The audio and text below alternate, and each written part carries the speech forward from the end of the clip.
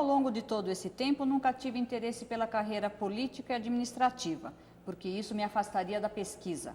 Palavras de Jesus Santiago Moure, o Padre Moure, um dos maiores especialistas em abelhas e professor sênior do Departamento de Zoologia da Universidade Federal do Paraná.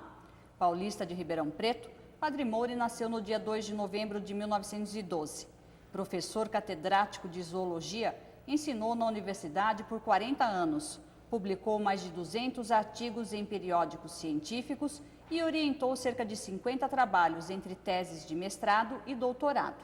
Em 95, recebeu a condecoração de Comendador da Ordem Nacional do Mérito Científico e, em 98, da Gran Cruz da Ordem Nacional, as duas da Presidência da República. Padre Moure lecionou em várias universidades estrangeiras e é um dos pesquisadores mais antigos do CNPq. Padre Moure, como vai o senhor? Tudo bem? Tudo bem. Eu falei agora que o senhor é padre e é pesquisador. É difícil conciliar as duas coisas? Foi difícil durante todo esse tempo, padre? Não, eu nunca tive dificuldade nenhuma. Eu estudei as criaturas de Deus de formas que não há incompatibilidade nenhuma. O senhor se formou, o senhor fez seminário? Não, eu fiz seminário normal, ou seja, eu fiz o meu primário em Santos, em 1917, 18, 19. Quando veio a gripe espanhola, morreu um tio meu, então meu pai resolveu voltar outra vez para a Ribeirão Preto. Ele tinha sido contratado quando estava na Espanha pela Companhia Paulista de Estradas de Ferro para a construção das estações entre Campinas e Ribeirão Preto. Depois foi estendido até Minas Gerais. Acho que Catalão, não me lembro mais o lugar que era. De forma que nós andamos todas essas partes quando pequenos. Depois aprendi, como disse, a ler em Santos. Depois, naquele tempo ainda da palmatória. Era tempo difícil, hein, padre, esse? E depois voltei para Ribeirão Preto e ali fiz o grupo escolar. Quando terminei o secundário do grupo escolar, que havia naquele tempo, havia 3 anos de secundário, para preparar para a gente entrar para a universidade, então eu resolvi entrar para a frade. E aí eu entrei para a congregação. Eu tinha 12 anos e meio aproximadamente quando eu entrei para a congregação. Mas foi uma decisão do senhor? O senhor sentia a necessidade de seguir a carreira? Como é que foi? Minha mãe era muito religiosa, meu pai não era tanto. Fala que ela favoreceu também bastante. Eu acompanhei muitas vezes os padres do Coração de Maria quando eles iam às fazendas. Aquela zona era uma zona de fazendas muito importante, principalmente no tempo do café. E falavam que, estando sempre em contato com os padres, foi muito fácil quando fundaram a nossa casa aqui, o nosso colégio postulantado de Curitiba, então eu vim para cá. Eu me lembro muito bem que eu saí de São Paulo às 3 horas e cheguei aqui no dia seguinte às 9 horas da noite. Veio do quê? Como é que foi essa viagem? De trem? Trem, Sorocabana. Pela Sorocabana? Pela Sorocabana. Nós tivemos algumas dificuldades em Itararé porque estavam em revolução e tivemos que tirar uma espécie de passaporte ou licença de passagem em São Paulo antes de embarcar. Porque aí é que os gaúchos nos deram licença para entrar para o Paraná. Para entrar aqui no Paraná. É. Padre, agora nessa época que o senhor foi para o seminário, o senhor já tinha assim, uma vocação à informação, gostava muito da informação, primeiro seguiu o seminário, depois fez teologia. Agora, nessa época também, quem estava no seminário tinha muito mais acesso à informação do que as outras pessoas, ou não? Realmente nós tínhamos biblioteca. Na biblioteca tínhamos alguns livros notáveis. Não era uma grande biblioteca, pode-se dizer, porque aqui no Brasil, infelizmente, foi uma das coisas que houve muito descuido. Apenas São Paulo e Rio de Janeiro tinham uma biblioteca razoável. Eu, quando fui convidado para ficar como professor na Universidade de Califórnia, em Berkeley, nessa ocasião a Rockefeller Foundation veio e disse, não, o seu lugar é no Brasil, o senhor deve voltar para o Brasil. Então eu fiz uma exigência, eu só volto para o Brasil se vocês me derem uma biblioteca. E deram? Deram a biblioteca. Eles gastaram naquela época em que a nossa bolsa era de $300 por mês, eles devem ter gastado para cima de $200 mil para comprar a biblioteca que nós temos aqui. E a biblioteca da universidade hoje, e era muito fácil comprar naquele tempo porque tinha acabado a guerra e muitas famílias tinham vendido as bibliotecas, etc. Então eu comprei, a biblioteca foi comprada na Holanda. Compramos várias coleções completas, algumas ficaram no Museu Paranaense, infelizmente sem utilidade quase, porque ali não há uma pesquisa muito profunda, etc. Por exemplo, toda a parte que era de malacologia, ou seja, para estudo de moluscos, como tinha um pesquisador lá, o Lang de Morretes se chamava. Era um meio pintor, que também gostava de pintura, mas também era naturalista. Ele tinha trabalhado em São Paulo, onde eu tinha conhecido, e depois começou a trabalhar aqui no Paraná também, no Museu Paranaense, porque quando se fundou o Museu Paranaense, o Museu Paranaense não tinha o caráter que depois foi imprimido pelo Dr. José Loureiro Fernandes. Aliás, o senhor sempre brigou para o Museu Paranaense ficar junto com a universidade, quando o senhor ajudou a fundar a universidade, não é, padre? Nessa ocasião, nós queríamos que outra vez o museu voltasse e ficasse integrando, porque tinha uma boa biblioteca já, nós tínhamos conseguido algumas revistas. Por exemplo, os Proceedings da Royal Society of London estão no museu, coleção completa. Desde 1826 até agora. Até agora não, até 1956, que foi quando deixei a direção. O senhor hoje é professor sênior do Departamento de Zoologia.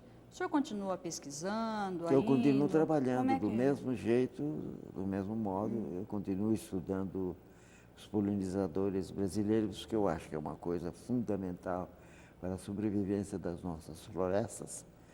Ou seja, que nós não só não podemos destruir as árvores, mas também não podemos destruir as abelhas que fertilizam as aves. O senhor é um dos maiores especialistas em abelha. Agora, por que a abelha, Padre Mouri?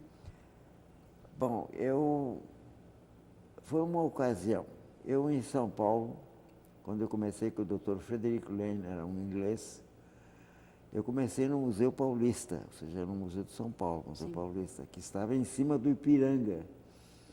Nós tínhamos que subir pela escada, a escada em caracol, e depois lá passar por cima do telhado, para ir até a nossa torre. Sim.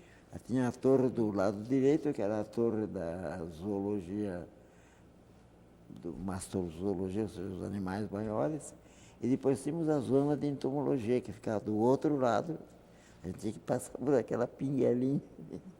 Isso em quando, mais ou menos, Padre? Isso foi em 1934, 35, 36, por aí. E nessa ocasião, então, eu comecei a ajudar já o professor Lene na tradução de inglês, porque antigamente grande parte da literatura foi feita em latim. Por exemplo, Linneu mesmo escreveu em latim. Teve um grande pesquisador sueco que trabalhou os cacidíneos, ou seja, esses besouros que parecem tartaruguinhas. Bem feinhos, por sinal, Ele né, estudou padre? tudo em latim, 5 volumes de latim. E latim muito bem escrito. Agora, esse besouro que o senhor falou é um besouro feinho. O senhor também chegou a estudar alguma coisa? Não, eu ajudei. Ajudou e só. agora existe um especialista dentro do nosso departamento, que é o professor Zundir, que trabalha com esse grupo. Eu andei estudando esse grupo em vários lugares na Europa. Depois, uma coisa que eu achei que poderia ajudar muito aos pesquisadores brasileiros, e onde eu gastei todo o dinheiro que eu ganhei para consertar, para arrumar a coleção do Museu Britânico, a Royal Society me pagou regiamente para aqueles 3 meses que eu trabalhei lá. Então, eu tive dinheiro para poder comprar uma máquina fotográfica japonesa bem apropriada para poder tirar fotografia de insetos. Por acaso, quando eu estive no Museu de Paris, eu descobri a coleção Bates, que tinha sido feita no século passado. em 1840 até 1860, na Amazônia. E esses bichos estavam guardados no Museu de Paris. E o Museu de Paris tinha nos 2 últimos andares a coleção Maupertuis, que tinha sido começado a comprar pelos ingleses. Os ingleses tinham começado a comprar essas coleções. Mas eles, os franceses, acharam que estavam perdendo uma grande informação sobre o mundo americano, principalmente, perdendo essas coisas. Então eles ficaram com a coleção. No novo museu que eles fizeram 2 andares em cima só para conter quase 14 milhões de besouros. Nossa. Que eles guardam lá em cima. E eu fui lá para cima e procurei, e acabei achando a coleção Bates. Agora, o senhor teve mais de 20 vezes na Inglaterra? Já na França eu tive uma porção de vezes também. Na Alemanha tenho tido muitas vezes. Áustria. Mas não fui para outras partes do mundo. Eu tive um convite fazem 2 anos atrás. Tive um convite da África do Sul, de um pesquisador que estava fazendo as abelhas da África, a ver se eu poderia ir para a África ajudar. Mas quando ele ouviu a minha idade, ele desistiu? Ficou um pouco preocupado. Ele disse, um homem com essa idade. Passou dos 90. Mas há 2 anos o senhor esteve em Berlim, não esteve em Berlim? Em Berlim eu tenho estado ultimamente, eu estive 4 vezes seguidas. Mas no fim, por perseguição do diretor da seção de himenópteros, eu fui obrigado a desistir. Perseguição por quê? Pelo fato de o senhor ser Perseguição padre? pelo fato de eu ser padre e ele ser comunista. Uma razão extremamente simples. O senhor acabou desistindo e voltou daí, padre? E eu então falei com o diretor do museu. O diretor do museu atualmente já é um indivíduo da Alemanha Ocidental. Mas a maior parte, pode-se dizer que a totalidade dos funcionários são todos do tempo do regime comunista, porque fazem apenas 9 anos ou 10 anos que se abriram as comportas. Então havia essa dificuldade grande de compreensão por parte do indivíduo. O diretor fez o possível, ele trocou de pessoa que ficava com a minha chave. Às vezes ele me deixava na sala de visitas por horas, sendo que eu estava pagando hotel todos os dias. E eu nunca pedi auxílio para essas coisas. Eu fiz com o dinheiro que eu ganhei durante toda a minha vida, como professor e como pesquisador, etc. Ganhei dinheiro por várias partes. Os Estados Unidos me pagaram também bastante bem. Quando eu fui para a Europa, a National Science Foundation dos Estados Unidos me pagou uma viagem de 1 ano. De forma que eu tive sempre um apoio bastante grande. O Conselho Nacional de Pesquisas aqui foi muito generoso, sempre eu tive todas as possibilidades. Esse ministro anterior, por exemplo, era muito meu amigo pessoalmente, o Renato. Depois também me dava muito bem com o ministro de Ciência e Tecnologia. Agora eu estou mais desligado, porque eu estou velhinho já. O senhor continua morando no convento, padre? Como? O senhor mora num convento, né? Eu moro no convento desde 1925. No mesmo convento? No mesmo convento. E era muito diferente a região ali de 25 até agora? Era completamente diferente, mudou muito, né? Mudou muitíssimo. O que o senhor lembra daquela época do convento, quando o senhor chegou no convento? Como é que foi essa transformação da cidade? Nós tínhamos um regime muito rigoroso. Os padres que tomavam conta do colégio naquele tempo, que tinham vindo da Espanha, espanhóis, portanto. Quando eu aprendi latim, eu aprendi espanhol ao mesmo tempo, porque o professor que nos ensinava latim ensinava em espanhol. Então, foi mais fácil aprender a língua. Depois, pessoalmente e com interesse, eu aprendi outras línguas, porque eu achava que era necessário para poder compreender. Inglês, eu me francês, lembro que uma das coisas que eu me dediquei muito durante a carreira, né, porque era uma coisa fácil, não exige muito equipamento, foi matemática. Eu me dediquei muito à matemática, inclusive estudei o livro do Trompowsky sobre cálculo infinitesimal, etc. Todas essas coisas. A gente tinha até essas possibilidades. Nós tínhamos o tempo todo dedicado ao estudo, à frequência das aulas, etc. Mas quem queria estudar tinha a possibilidade de estudo. dentro do horário, ou seja, das 6 da manhã às 6 da noite. 6 da noite nós já temos as nossas conferências, e depois já temos 9 horas, 9h15 a gente estava na cama. Todo mundo dormindo. Levantava às 4h30 da manhã, mesmo no inverno. E continua assim hoje, padre? Como é que é? Você Eu continua agora nesse levanto às horário? 6 horas. Às 6 horas? Todos os dias, deito às 9, quase que exatamente, e levanto às 6. O senhor reza a missa ainda? Rezo todos os dias na capela particular, de forma que eu tenho todas as minhas facilidades, eu estou satisfeito, ou seja, eu acho que posso me preparar para a eternidade. Imagina, padre. Muito bem. O programa Persona está recebendo o Padre Mouri, Jesus Santiago Mouri. Nós voltamos já já.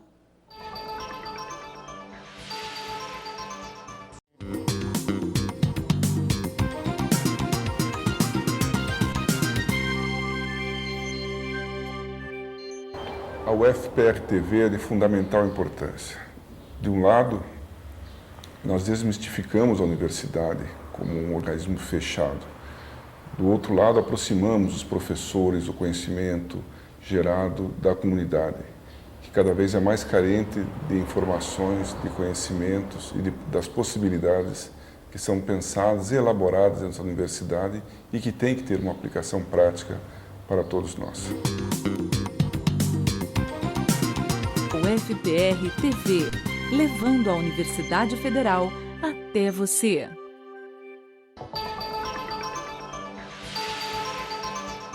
O programa Persona de hoje está recebendo o Padre Mouri, Jesus Santiago Mouri, professor sênior do Departamento de Zoologia da Universidade Federal do Paraná.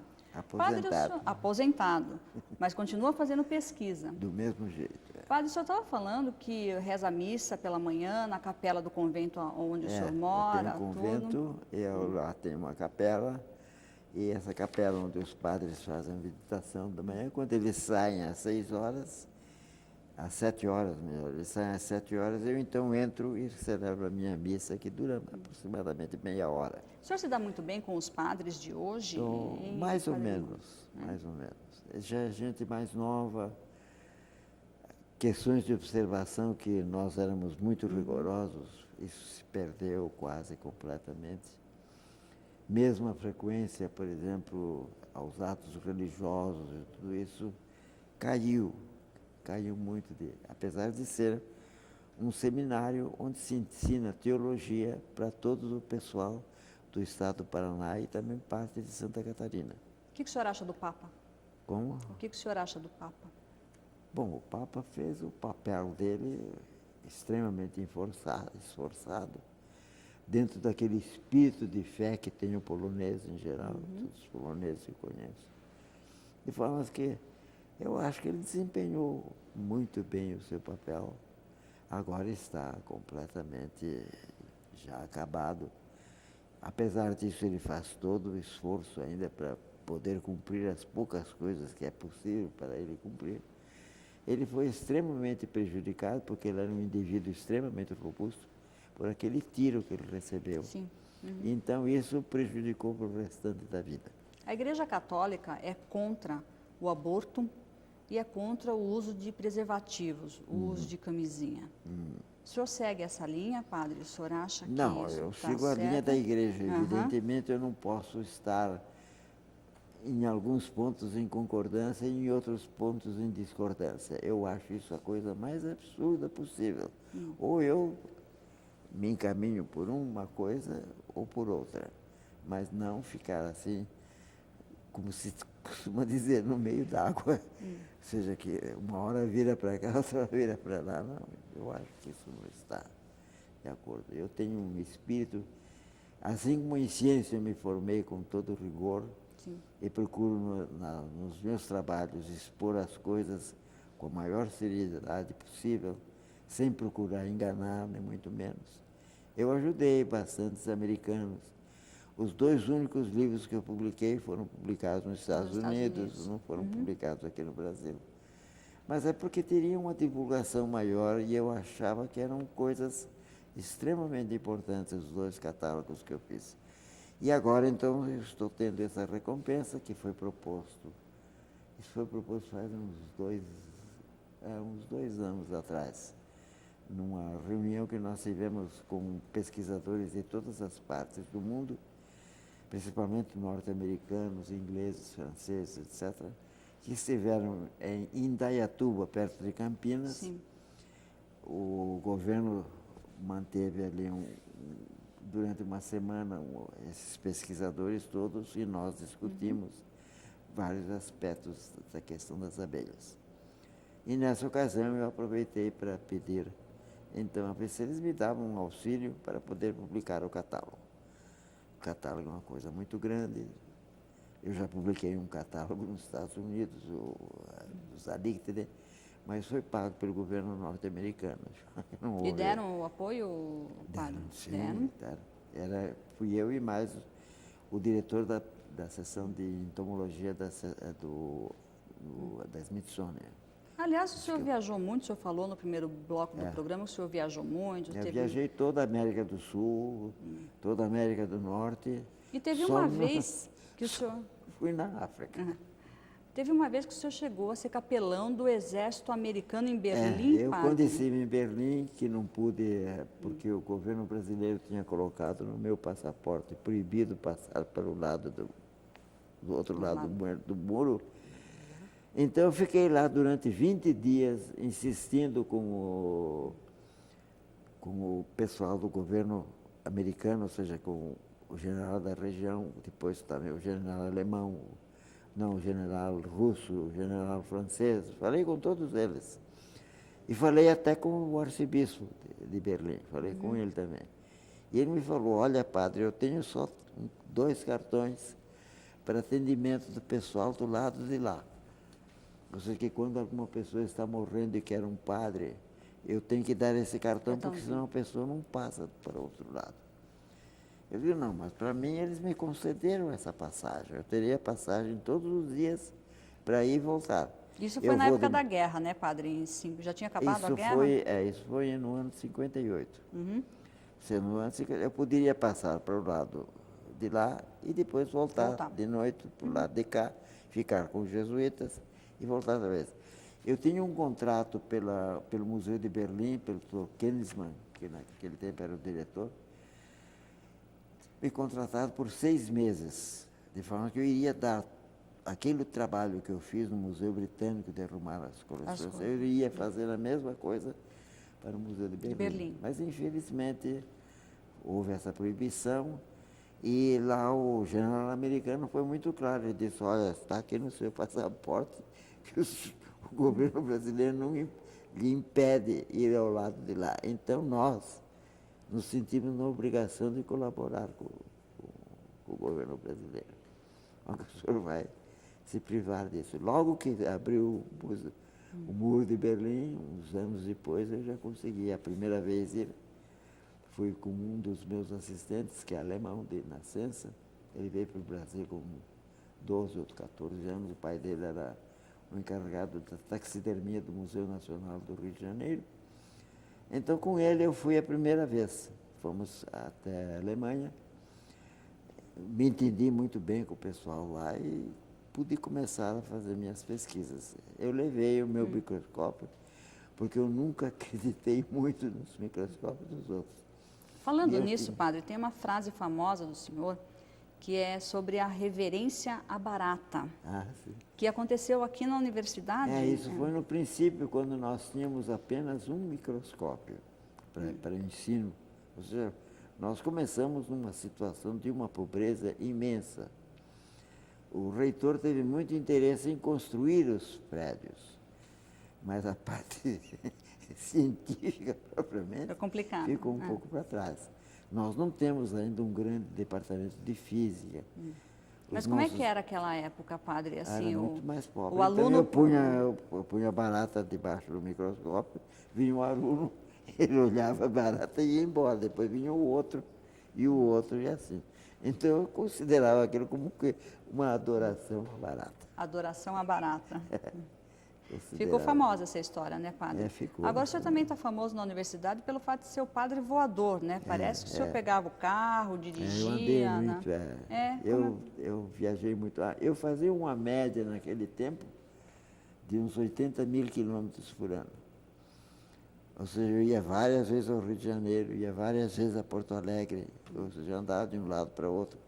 E depois levava os meus alunos nos sábados e domingos a coletar material para fazermos um museu. O nosso museu, que foi um dos últimos que começou em universidades federais, tem atualmente mais de 4 milhões de insetos. Portanto, é o museu mais rico em entomologia que existe aqui no Brasil. Nossa. Além disso, eu procurei adquirir, na medida do possível, todos os livros que fossem possíveis para o pessoal estudar. Então, já tem saído vários bons especialistas daqui que têm ido ajudar em outras universidades de outras partes do Brasil. Agora, que carro o senhor tinha, hein, padre, para levar os alunos para viajar, colher Não, material? eu era professor de O senhor zoologia e eu levava os alunos que no queriam... carro do senhor mesmo? É, no meu carro. E que carro era, padre? Era, naquele tempo, eu comecei com um Dauphine, depois passei para um Fusca, depois tive também uma Variant, e no fim de contas, quando bateram na minha Variant, o indivíduo que bateu me levou na Volkswagen, ali na Servalpa, e perguntou: que carro que vocês têm aí? Eu tinha um Golf. Eu falei: o senhor quer esse carro? E pagou o carro. Era um Golf? É um Golf. Branco? Alemão. Com teto solar, padre? É, com teto solar. De forma que eu fiquei com o carro porque a pessoa foi extremamente generosa. Ela me bateu, me amassou o meu Passat, não? Mas depois arrumou. Bom, com um Golf branco com teto solar, daí o apelido de Padre Voador, é isso, Padre Moura? Não, já tinha antes. Eu também trabalhei muito tempo no mar, quando eu dei cobertura para um dos meus assistentes que vinha vindo da Alemanha, o professor Hans Jacobi. Ele veio da Alemanha, era especialista em copépodos, são uns animaizinhos microscópios do mar, e trabalhei muito com ele, coletando material na Baía de Guaratuba. E depois também, de vez em quando, saímos um pouquinho no mar, já com um barco um pouco melhor, etc. E a mesma coisa, eu auxiliei muito uma outra professora que veio de São Paulo, quando eu perdi o professor Lang, que depois foi para a Universidade Católica. Eu fiquei, então, na Universidade Federal, eu convidei uma professora de São Paulo. Vim para cá, Tageia Nuremberg. Ela era de origem sueca. Sim. E trabalhou comigo bastante, de forma que... E ela trabalhou principalmente balanoglossos do estado do Paraná. É o bicho mais primitivo que existe entre os animais superiores. Nossa. Ele faz buracos na areia.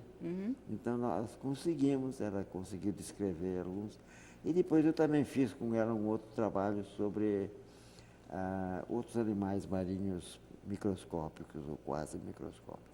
Agora, padre, voltando às abelhas, o senhor catalogou 465 espécies de abelha? Não, eu tenho uma coleção muito grande. Atualmente deve passar de 400 mil exemplares. Agora, eu tenho a coleção que eu vou pouco a pouco estudando, comparando, etc., tendo mais rigor, portanto, na maneira de trabalhar esse grupo.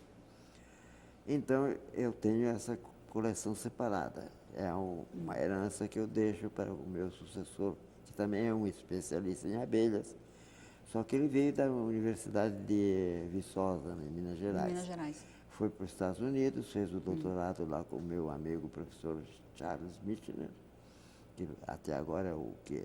Quem é o sucessor do senhor, padre? Como? Qual é o nome do sucessor do senhor? O meu sucessor agora? Olha que, sinceramente, existem muitos professores lá. Mas o que me vai suceder, particularmente na abelha, é Gabriel de Mello. Gabriel de Mello. Gabriel de Mello. É um mineiro.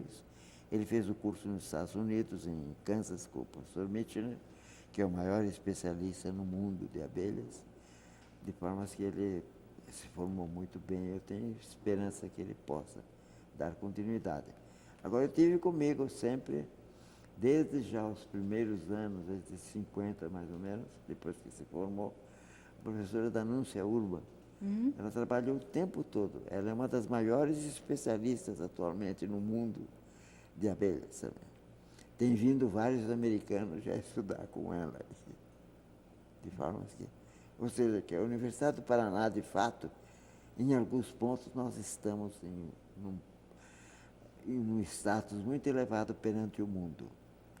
Depois, as duas revistas de zoologia e de entomologia que saem no Brasil, atualmente são publicadas no nosso departamento. Uma pelo professor Milke, que é a Revista Brasileira de Zoologia, e depois pela professora Solange Napp, a Revista Brasileira de Entomologia.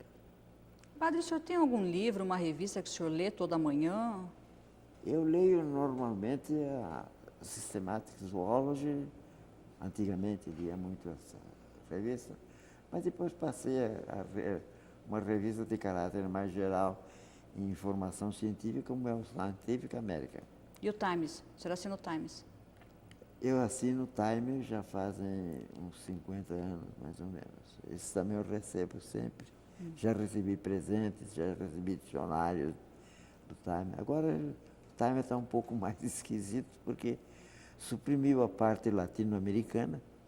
Existe só a parte, o fascículo que eu recebo é a respeito de como está a Europa. Só que eu passei a ter um conhecimento razoável da Europa.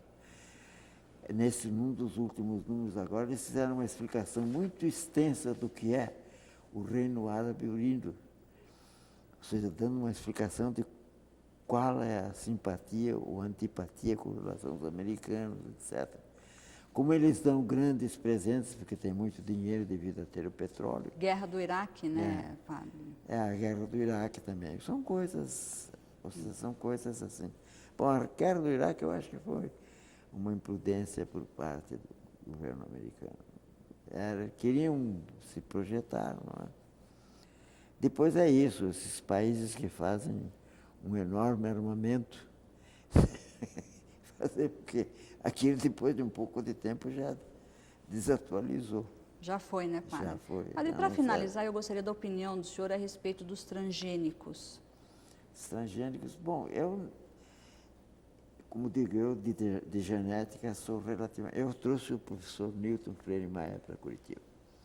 Eu trouxe São Paulo porque eu conversei lá com o professor Dreyfus, que era o professor de biologia, e com o professor Dobzhansky, que era um professor russo que fez um dos maiores avanços que houve na genética. Nos anos 50 foi feito pelo professor Dobzhansky. Ficamos muito amigos os dois.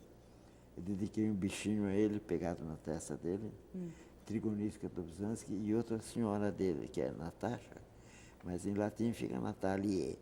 Então tem uma Trigonisca Natalie. É muito bonitinha, pretinha, com uma porção de pompons brancos em volta do corpo. É uma abelha mais ou menos de 2,5 milímetros só. Nossa. Isso aqui tem abelhas muito pequenas. Então, que com isso, eu me dediquei bastante durante toda a minha vida, mas a esse aspecto. Eu não procurei entrar em questões... Eu fui diretor da faculdade durante meio ano, da Faculdade de Filosofia, Ciências e Letras, durante o tempo que o Dr. José Loureiro Fernandes foi para a Europa para rememorar os 25 anos de formatura como médico. Ele se formou em Paris e foi comemorar lá em Paris. Ao mesmo tempo, entrar em contato com alguns franceses que ele gostava muito, principalmente professores de antropologia. Ele era professor de antropologia da Universidade Federal do Paraná. E falam que, então, eu colaborei muito com o Loureiro, ajudei muito, tudo que pude. Agora, e nessa durante questão esse tempo dos eu fiquei diretor da faculdade. Agora, nessa questão dos transgênicos, padre, o senhor acha que é boa essa liberação ou não, pelo menos do plantio da próxima safra? Eu não sei, em geral, quando os biólogos mexem em objetos materiais e de alimentação, etc., é para melhoria, nunca para piorar. Eu não estou muito opaco, porque eu não estou seguindo muito. Eu sei que tem havido umas brigas, mas como eu sei que muita gente come soja transgênica e bebe azeite transgênico e assim por diante, e até agora não houve nenhuma mortalidade notável, eu acho que não haverá dificuldades. Parece que tem algumas vantagens, maior resistência a pragas, coisas desse tipo. Sim. E Padre, aquela vida. se o senhor tivesse que escolher, trabalhar direto com o homem ou trabalhar direto com um bicho, o senhor prefere o contato com o homem ou prefere o contato com um bicho, com um animal? Olha, eu sempre estive em contato, mais ou menos, tive contato com os homens, evidentemente, mas estive principalmente com estudantes da universidade. Eu gostei muito, porque são pessoas que ainda dentro de uma certa inocência encaram as possibilidades que esse mundo oferece. E eu acho que isso é uma coisa extremamente importante. O dia que isso desaparecer, Não vai pode ser muito desaparecer. triste. E o bicho, padre? Como? E o bicho? Os bichos eu gosto todos, de todos eles. Não queria que nenhum deles fosse maltratado, fosse inutilizado. É verdade que nós temos alguns bichos que são prejudiciais, Sim. mas há maneiras de controlar, etc. Há muitas possibilidades e realmente se desenvolveu muito. Eu aprovei a universidade a faculdade de agronomia de Piracicaba, eu que aprovei. Eu fui lá pelo governo federal, estudei todo aquele negócio lá e depois nós cabine físico aprovando a universidade. De forma que essa é uma das coisas que me ficou. Eu aprovei muitas outras universidades, escolas, etc., a pedido do governo, porque eu estava sempre à disposição, como sacerdote, não tendo essas obrigações que me prendem de família.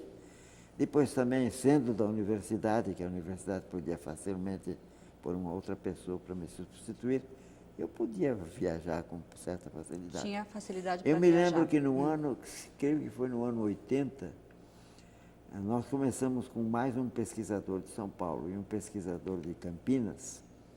Nós começamos uma viagem em Manaus e viemos até Porto Alegre. Nossa, que bacana, visitando todos os departamentos de zoologia. Às vezes nos separávamos. Um ia para um lugar, outro ia para outro. Nos separávamos para ver em que situações estava a universidade e fazermos, então, uma prestação de contas ao Conselho Nacional de Pesquisas e ao Ministério da Educação. Perfeito. Então, que eu tive vários ministros da Educação que, no princípio, normalmente já me chamavam para ir até tal lugar. Ó, nós temos que ver uma universidade aí que está meio difícil. Tem professor que não sabe nem o título da matéria que ensina. Nossa. Coisas desse tipo. Ou seja, nós encontramos coisas realmente.